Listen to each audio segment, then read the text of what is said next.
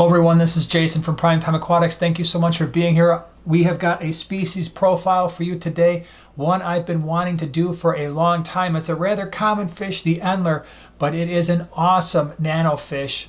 Thank you so much for being here. Hope you enjoy the video. So yes, today we are going to be talking about the Endler, such a great little fish.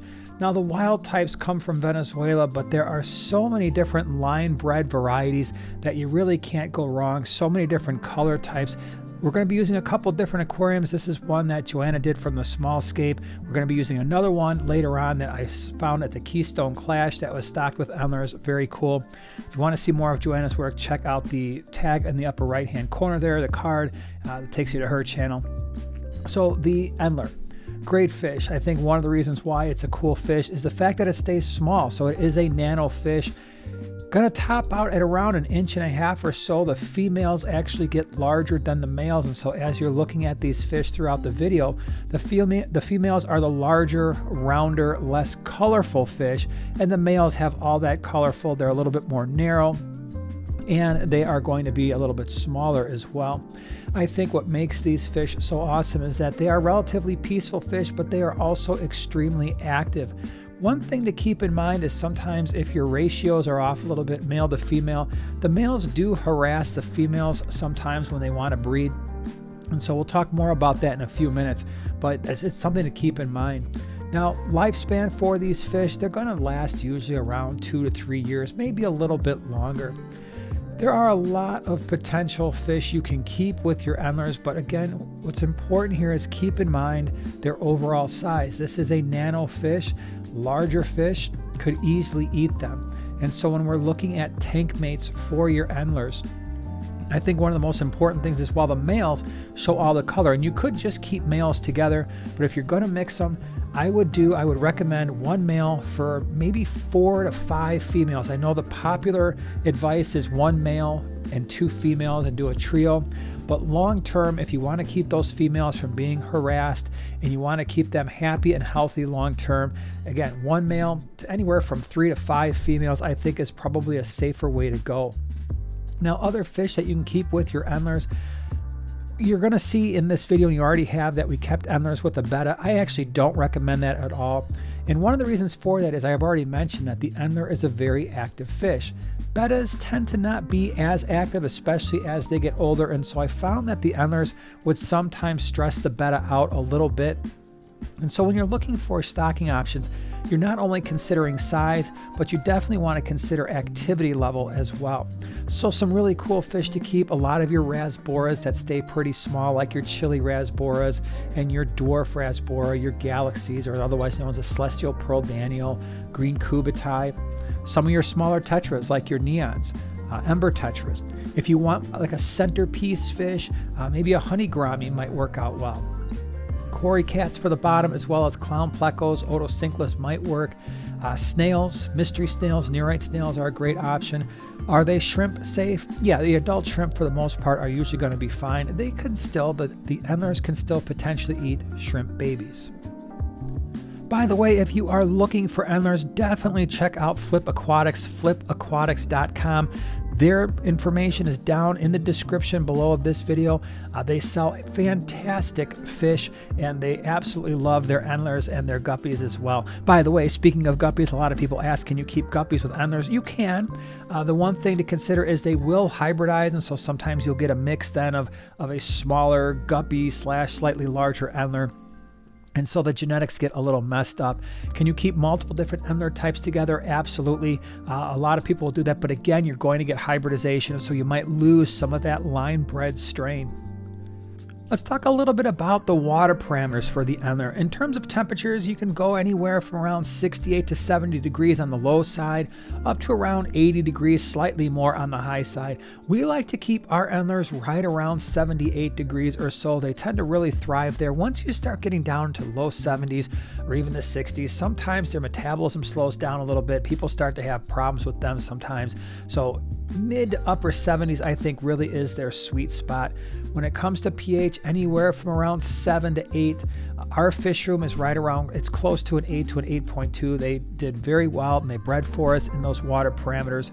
Water hardness, these fish tend to like harder water, so anywhere around 8 to 20 degrees on your GH and KH is pretty good. We are on the lower end of that, believe it or not. We're around 10 degrees, and again, they were thriving in those water parameters. Big thing is you want to make sure that you have a well-cycled tank, so no ammonia, no nitrite. If you don't know what that means, check out the video in the upper right-hand corner. We go over the nitrogen cycle. So we want to have a well-cycled tank.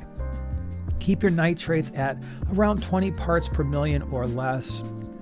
Feeding the Endler is an extremely easy thing to do. They tend not to be very picky eaters.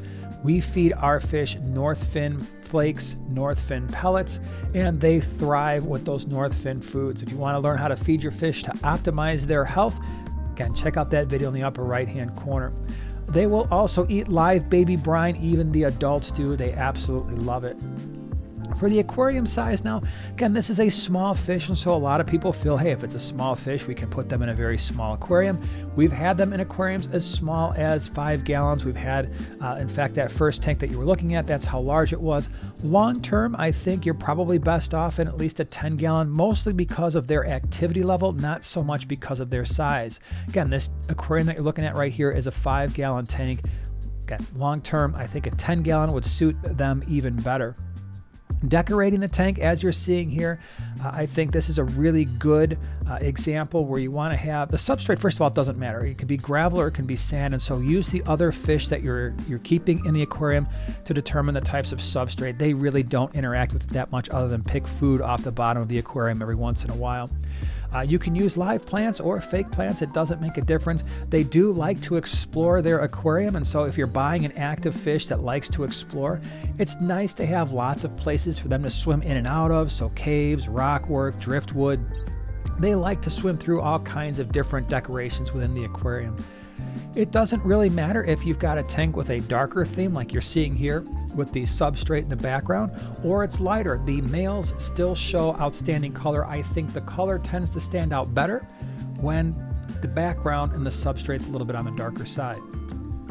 The one thing you are going to want to do is make sure they do have some open water swimming space, again, because they are so active.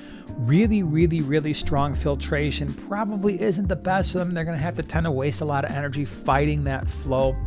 Breeding these fish is really easy to do. It's not something where you have to put a lot of thought into it. Just make sure that you're meeting their ideal water parameters for breeding. Again, water that is at least 10 degrees on the water hardness and a pH that's getting into the mid to upper 7s at least usually will do that. But basically what you need is you need a male and you need a female. They are live bearers, which means the females are going to give birth to live young. And it's pretty fun to watch those little baby fish, usually found towards the top of the aquarium, and they will be small. They will be very tiny. However, they're relatively easy to keep alive, which is pretty cool. Now, what I will say again, one male, usually 3 to 5 females is optimal, just so that when the male is trying to breed with multiple females, he's not just picking on 1 or 2 constantly. When they do give birth, especially at first, sometimes they might only give birth to 1, 2, 3, or 4 at a time, but they can give birth to many fish at a single time. 10, 15 is not uncommon for a female that is mature. Feeding the fry, again, very easy to do. We will use our North Fin fry starter food. We also use live baby brine. They will eat both. And like I said, the adults like those foods as well.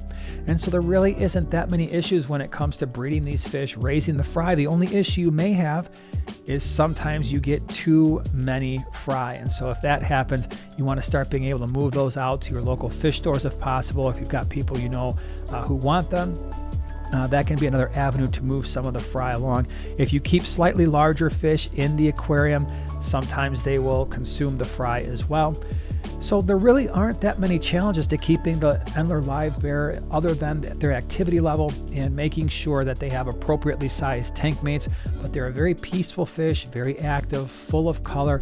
Highly recommend, if you haven't tried them or it's been a long time, add them to your aquarium. You'll get that awesome flash of color.